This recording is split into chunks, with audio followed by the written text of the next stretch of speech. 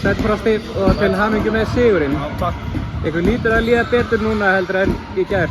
Já, aðeins. Það er alltaf gott að fara heim með sigur. Það hefur verið leiðilegt að fara heim bara með 5 tapaðar leiki. Já, þetta er geggjað.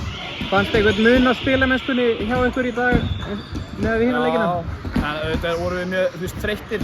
Náttúrulega bara búin að sofa mjög lítið. Leikurinn var 9:30 sko.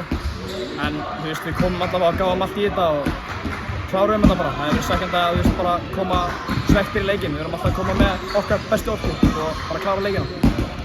Næst er síðan Evrópumótið, segi ég. Hvernig eru svona væntingarnar fyrir það mót hjá ykkur?